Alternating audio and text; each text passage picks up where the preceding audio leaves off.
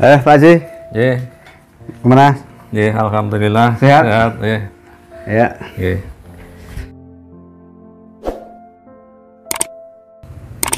Assalamualaikum warahmatullahi wabarakatuh. Waalaikumsalam warahmatullahi wabarakatuh. Pemirsa, sahabatku, saudaraku penonton Warah Channel, malam ini pemirsa, saya mendatangkan tamu yang sangat spesial ya, sangat spesial, sangat luar biasa. Karena beliau latar belakangnya sangat luar biasa. Beliau adalah Bapak Haji Yatiman. Beliau adalah sebagai Ketua LKS Panti Mitra Amanah yang ada di Suruhan Timboharjo, Sewon, Bantul. Monggo silakan Pak Haji, perkenalkan ke pemirsa. Assalamualaikum warahmatullahi wabarakatuh. Waalaikumsalam warahmatullahi Pemirsa wabarakatuh. yang kami hormati, perkenalkan nama saya Yatiman. Saya purna tugas dari Fakultas Psikologi UGM. Saya purna tugas pada tanggal 1 Januari 2014. Jadi saya sekarang posisinya sudah purna tugas. Saat ini kami bersama teman-teman ya berusaha mengabdikan tenaga dan pikiran khususnya di bidang penyantunan yatim piatu dan duafa. Jadi dulu Pak Haji bekerja di UGM Pak Haji ya? Ya betul. Itu di bagian apa itu Pak Haji itu? Kami awalnya di bagian tata usaha, kemudian saya dipindah ke bagian keuangan, kemudian saya juga pernah di bagian perlengkapan, kemudian terakhir saya di bagian pendidikan dan pengajaran. Luar biasa. Iya. Kok bisa sampai ke UGM Pak Haji, kok bisa bekerja di UGM itu apa sih Pak Haji rahasianya? Karena ini nggak semuanya orang bisa mendapatkan pekerjaan yang sebaik itu Pak Haji, karena ya, sangat sulit sekali Pak Haji ya, persaingan masalah pekerjaan, apalagi ini di tempat di perguruan tinggi yang terkenal Pak Haji. Ini apa rahasianya Pak Haji kok bisa masuk ke sana awalnya Pak Haji? Mungkin sedikit bisa disampaikan ke pemirsa Pak Haji. Ya awalnya memang sebenarnya saya kan dulu lulusan dari SMEA Negeri 6 Bantul ya, karena keterbatasan dana sehingga kami tidak bisa melanjutkan kuliah. Akhirnya kami terjun ke dunia kerja. Awalnya saya sebelum ke UGM saya sudah kerja di PT Samitek ya, ada di Prapiawan ya, sambil nunggu beberapa kesempatan untuk bisa memperoleh pekerjaan lebih menjanjikan. Akhirnya saya pada tahun 1978 itu melamar di UGM dan alhamdulillah bisa diterima. Luar biasa, ini bener-bener nih Pak Haji ya, bener apa namanya rezeki yang tidak disangka-sangka Pak Haji ya. Sejarah berdirinya LKS Mitra Amanah itu seperti apa Pak Haji? Tolong dijelaskan ke pemirsa Pak Haji. Pemirsa yang kami hormati, LKS Mitra Amanah ini kita dirikan berawal dari kami ngobrol-ngobrol sama Bapak Suhadi. Pak Suhadi ini ngomong-ngomong dengan saya gimana kalau kita mendirikan lembaga untuk penyantunan yatim piatu begitu. Saya juga mengatakan oke, kalau begitu monggo nanti jenengan bisa mengajak beberapa teman orang-orang yang peduli dengan ini, karena ini lembaga kegiatan yang baru, banyak orang yang belum paham. Akhirnya pelan tapi pasti kami ngomong-ngomong sama Bapak Suhadi, yaitu tanggal 11 Agustus 2013 kita mengadakan pertemuan awal, yaitu untuk membuat draft kepengurusan, juga draft anggaran dasar dan anggaran rumah tangga untuk lembaga yang kita dirikan. Kemudian setelah itu kami bersama Pak Suhadi juga sowan ke Dinas Sosial. Waktu itu kami ditemui oleh Bapak Musman SE ya. Kalau sekarang posisinya beliau sudah purna tugas. Kami mohon bimbingan dan arahan bagaimana caranya agar kami bisa mendirikan lembaga sosial untuk penyantunan yatim piatu.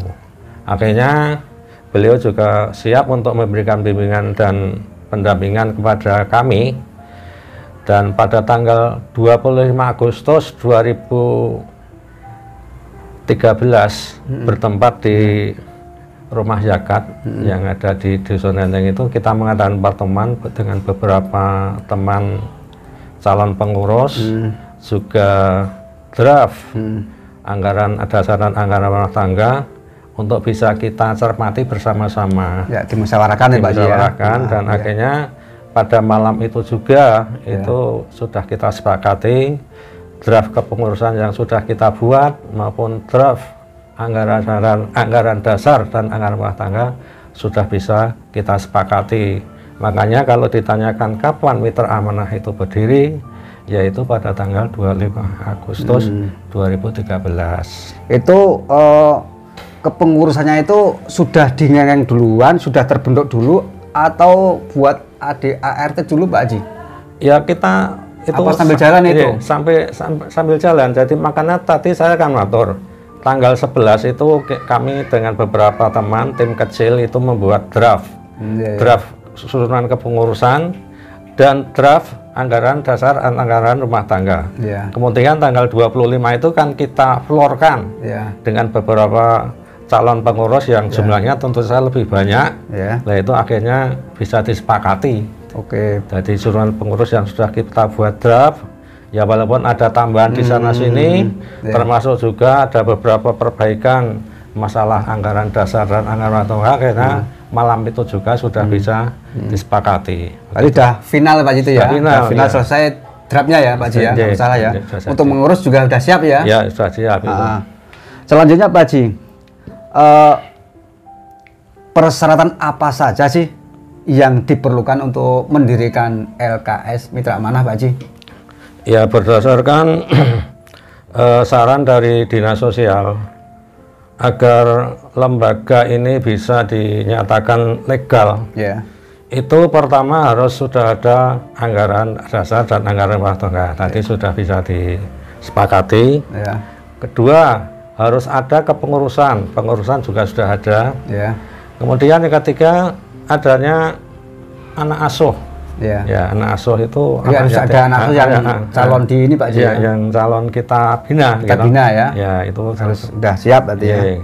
Kemudian juga ada kegiatan-kegiatan yang di asuh itu karena minimal untuk bisa mendirikan lembaga yang formal yang diakui keberagaman pemerintah itu minimal harus ada 15 anak asuh. Alhamdulillah pada waktu itu juga justru malah ada 22 anak pada awal berdiri. Kemudian dalam perjalanan waktu akhirnya jumlah itu juga semakin bertambah.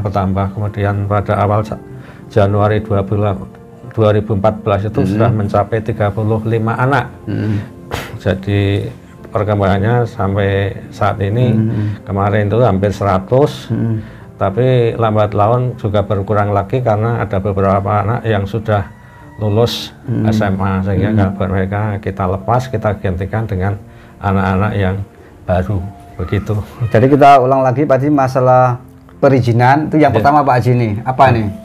Ya untuk yang legalitas itu harus ada kelembagaannya, itu ada kepengurusan, terus ada anak asuh, ada itu anggaran dasar, anggaran rumah tangga itu, terus ada kegiatan. Kegiatan itu minimal harus kita buat laporan minimal 3 bulan sekali. Itu harus kita laporkan ke Dinas Sosial. Ini perizinannya apa saja Pak Haji ini namanya nih? Jadi pada awal berdiri itu sementara sementara yang dibutuhkan karena pada awal berdiri itu kan kita membuat yang namanya nota pendirian.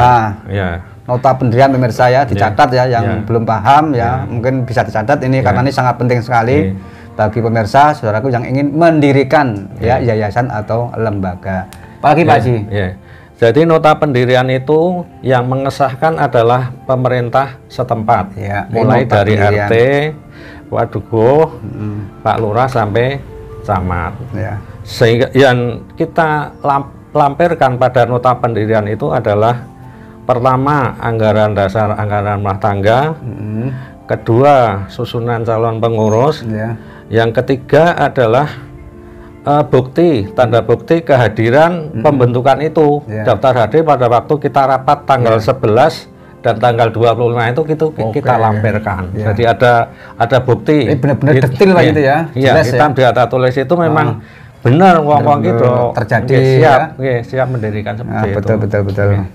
Dan itu kita mintakan pengesahan dari Bapak RT setempat, kemudian Dukuh, Pak Lurah, kemudian ke kecamatan. Itu tahap awal seperti itu.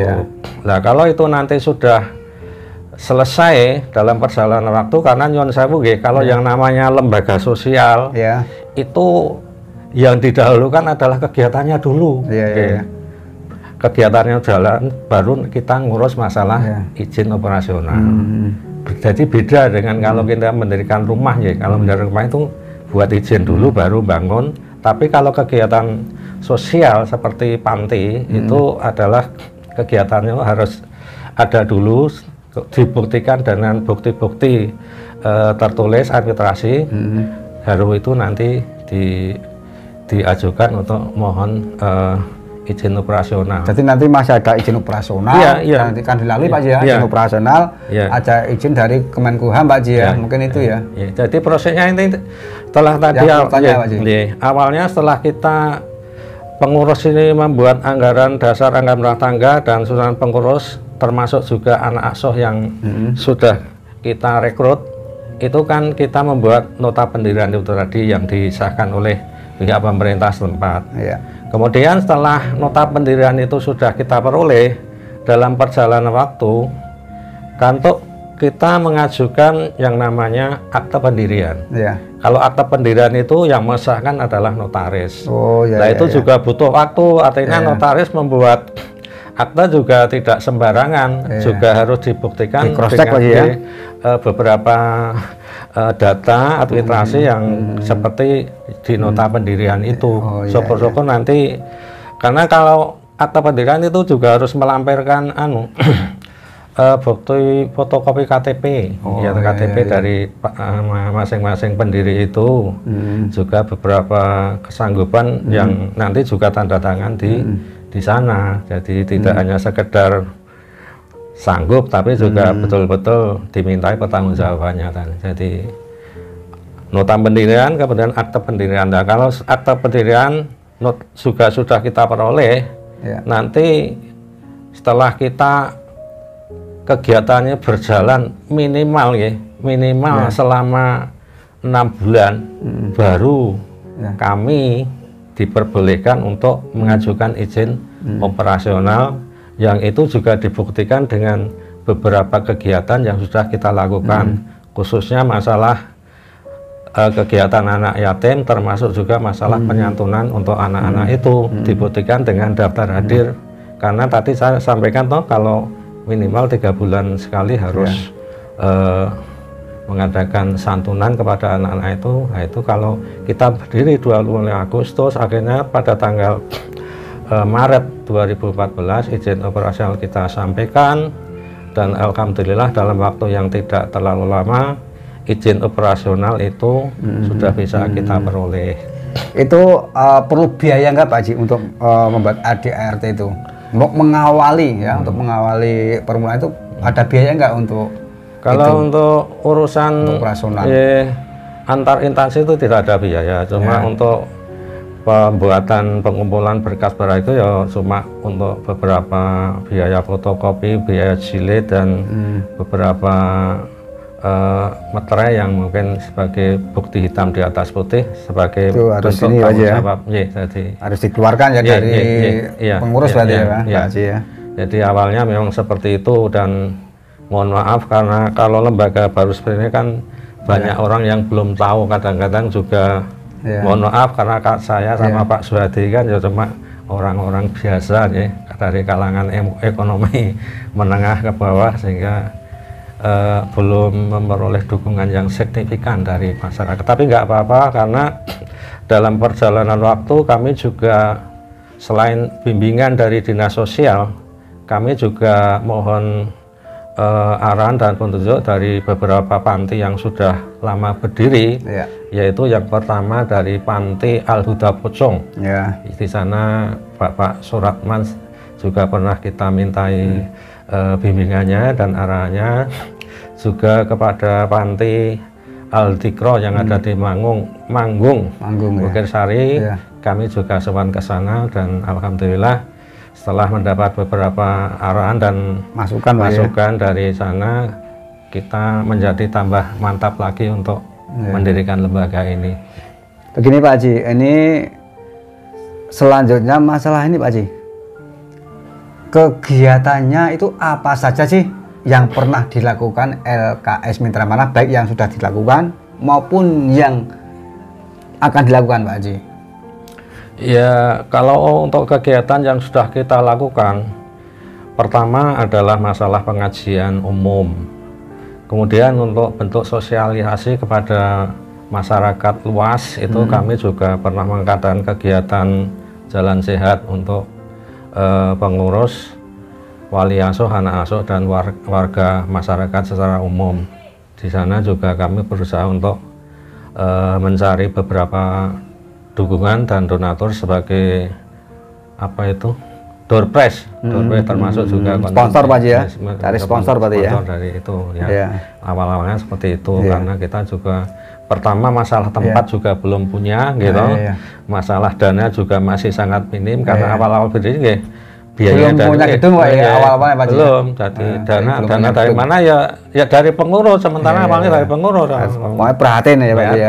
Jadi kalau jangan dite sekonti, lah ya dite dari kami yang mendirikan ini apa namanya seperti itu. Jadi apa namanya, kegiatan sudah berjalan Pak itu ya. Kerja pengajian, santunan sudah ada ya. Ya, itu. Sebelum punya gedung juga seperti itu Pak ya. Izin juga seperti itu. Dulu waktu sebelum kami punya gedung kan kegiatan itu selalu kita terapkan, kita lakukan di masjid-masjid di sekitar LKS Mitra Amanah. Pernah kami di Renteng Wetan, pernah kami di mana itu Jomblang, pernah kami di Suruhan gitu, pernah kami di Klembon, pernah kami di. Jadi kegiatan di ini Pak Haji ya, kegiatannya di tempat orang lain ya, di luar ya. Di luar yang kebetulan itu di luar juga, Mitra Amanah, di luar alamat Mitra Amanah Pak Haji ya. Di luar kampung lain ya. Di kampung lain, tapi ya karena memang yang kita tempati untuk kegiatan itu juga ada beberapa anak yang menjadi anak asuh Mitra Amanah. Jadi bertempat di sana Pak Haji ya. Bertempat di sana. Jadi sekaligus itu mungkin sekaligus untuk promosi mungkin Pak Haji ya, sana termasuk juga promosi karena setiap kegiatan kita selain menghadirkan beberapa, selain anak asuh, wali asuh, pengurus, juga kami hadirkan beberapa tokoh-tokoh masyarakat termasuk juga para pejabat baik itu lurah maupun Pak Camat, bahkan Pak Bupati itu juga sudah berkali-kali hadir. Alhamdulillah. Prestasi apa sih yang pernah diraih anak yatim piatu Mitra Amanah Pak Haji? Untuk anak asuh Mitra Amanah termasuk wali juga pernah kita ajak wisata pendidikan, yaitu yang pertama di monumen atau monumen Jogja Kembali, juga di Museum Merapi itu pernah. Kemudian juga di Museum Dirgantara itu juga kita pernah ke sana. Kemudian ke Pantai Parangtritis itu tujuannya apa ya? Kita memperkenalkan bahwa biar anak-anak itu merasa pede nih. Jadi karena nyun sewu kalau orang tuanya itu sudah nggak lengkap, baik yang sedo bapak atau ibu, kadang-kadang kan merasa minder. Harapan kami anak-anak yang menjadi anak asuh Mitra Amanah itu menjadi anak-anak nanti yang cerdas ya, tidak rendah diri, tapi punya niat yang untuk lebih maju biar bermanfaat bagi nusa bangsa dan luar biasa. Ini pernah mengikuti ini apa Haji? Pernah mengikuti lomba apa Pak Haji yang berprestasi? Oh ya. Sudah pernah belum kira-kira? Kalau untuk lomba itu kami sudah pernah 2 kali ikut lomba. Apa itu Pak Haji? Pilar-pilar kesejahteraan sosial tingkat kabupaten. Yaitu yang pertama pada tahun 2018, alhamdulillah pada waktu itu Mitra Amanah memperoleh predikat juara 3. Alhamdulillah, lumayan. Kemudian pada tahun 2020 menjelang COVID, itu kami juga ikut lagi lomba pilar-pilar kesehatan sosial. Alhamdulillah masalah administrasi itu iya, mungkin ya. itu, Masalah itu administrasi. Iya, iya. Itu kita memperoleh predikat juara kedua. Ya. Terus untuk operasional dan lain-lain itu dana dari mana Pak Haji?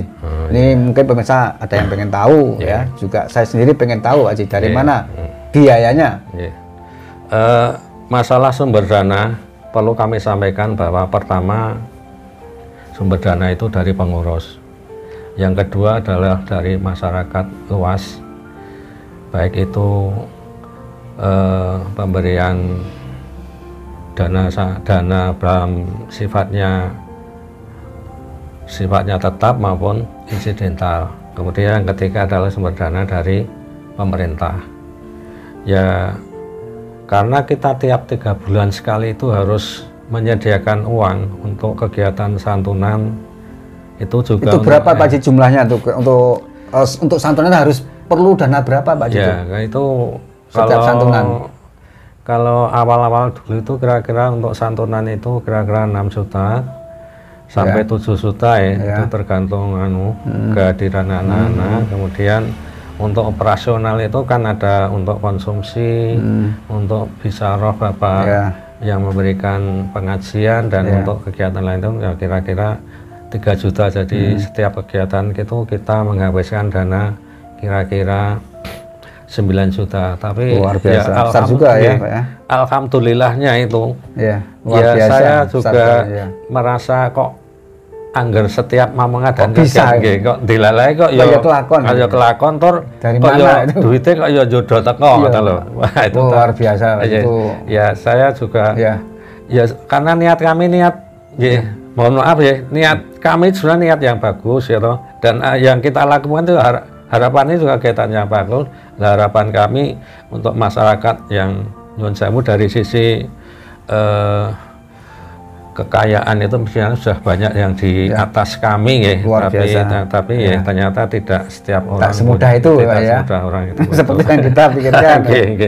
Ya selama ini kalau untuk dana yang sifatnya rutin itu hanya dari beberapa pihak. Pertama itu dari Pak Peng itu tiap bulan 50.000, kemudian dari toko SAB luar biasa ya, itu juga 50.000, kemudian dari klinik Ibnu Abbas itu per bulan 350. Luar biasa, luar biasa. Kemudian dari warga Renteng Wetan itu lewat Pak Jumati itu saya juga nggak tahu dari beberapa orang itu dikumpulkan, akhirnya setiap kegiatan itu beliau juga bisa mengumpulkan uang kira-kira 2 juta juga dari Pak Rohmat itu dulu juga seperti itu, tapi akhir-akhir ini mungkin karena itu pandemi mungkin itu pengaruh akhirnya saat ini juga berhenti, harus memaksakan berusaha sendiri.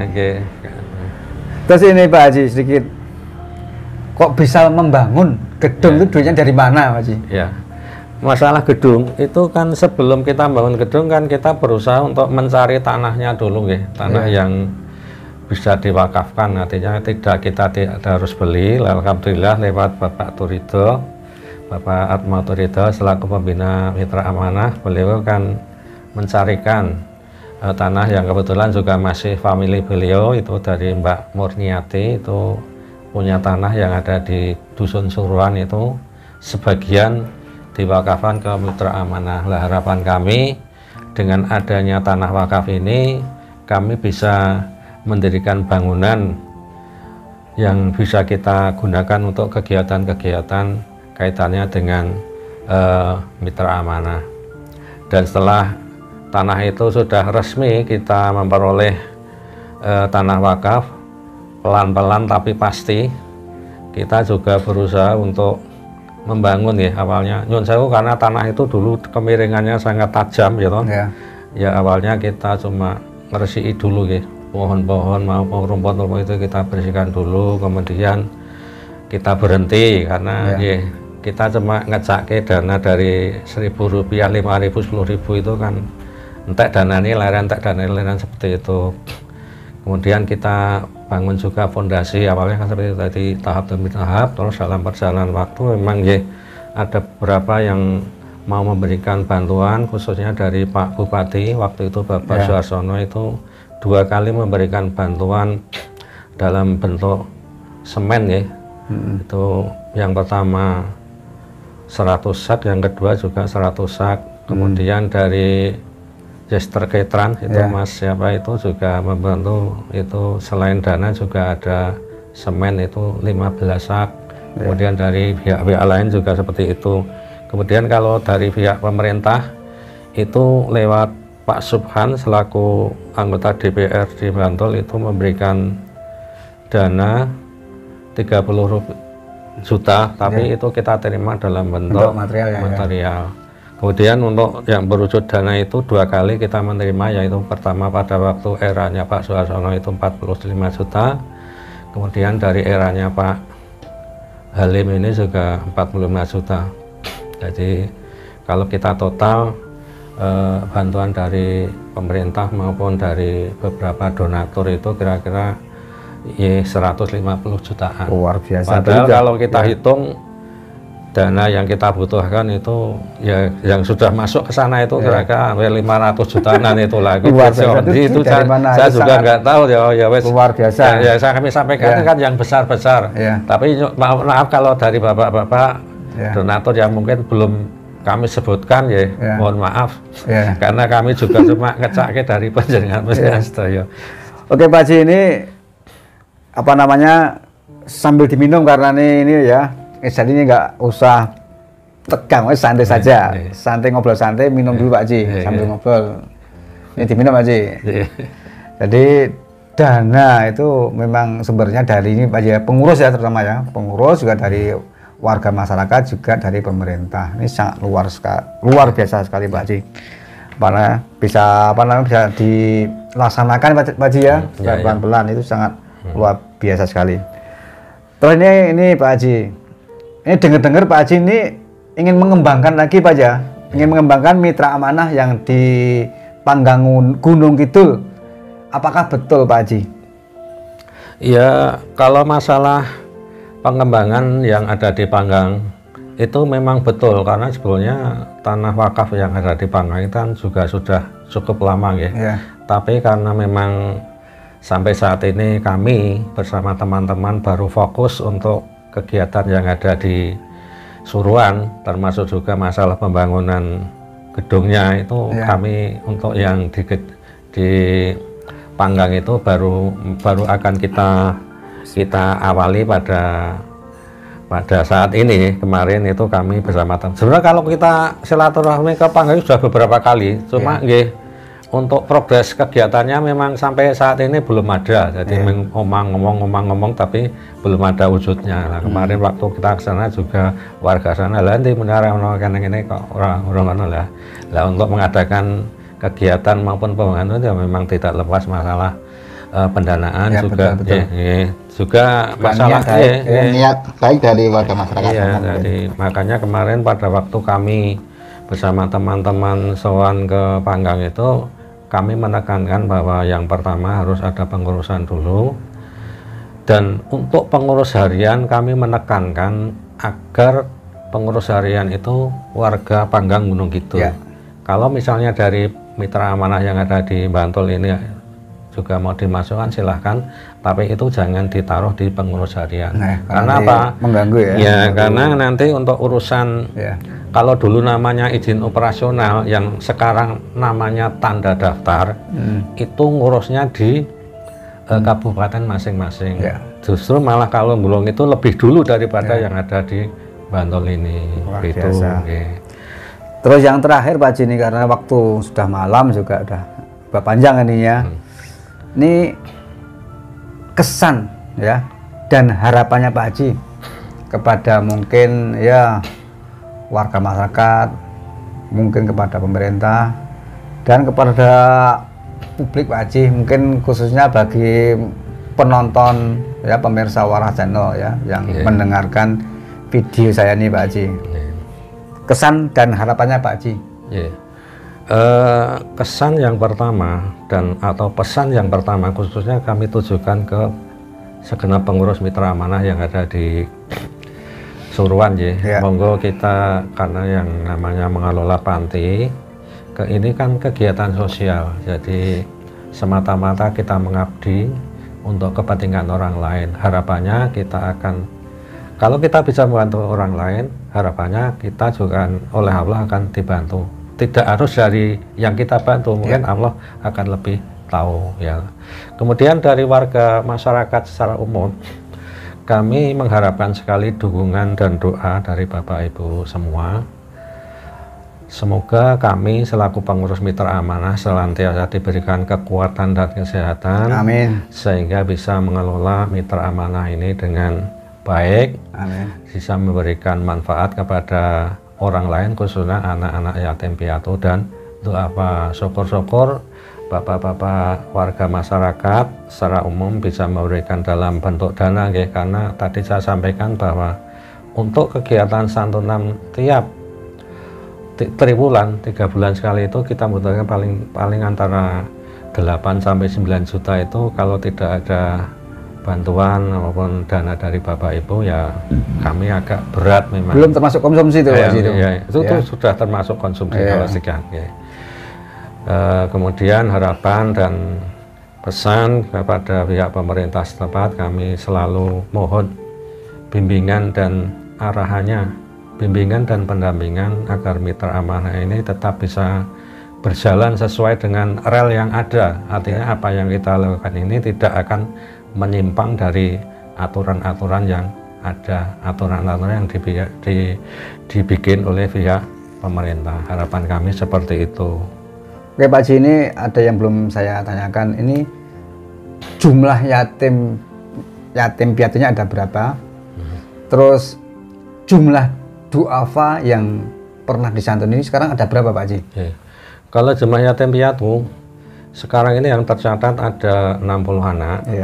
Cuma pada tahun ajaran kemarin, bulan Juli kemarin itu kan ada beberapa anak yang sudah lulus SMA. Itu sudah kita keluarkan, kemudian akan kita gantikan dengan anak-anak yang baru.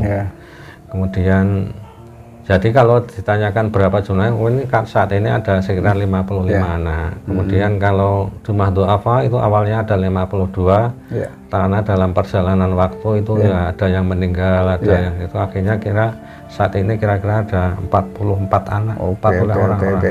Jadi jumlahnya kira-kira semuanya 100 lah untuk kegiatan. Baik Pak Haji, terima kasih atas waktunya dan sudah ngelengke ya, sudah bisa bersilaturahim ya di gubuk saya. Mudah-mudahan harapan ya Pak Haji Yatiman selaku Ketua LKS Mitra Amanah semoga diberikan kelancaran, kemudahan, dan diberi kekuatan baik lahir maupun batin, dan menjadi amal jariah bagi pengurus dan teman-teman yang lainnya, terutama Pak Haji Yatiman.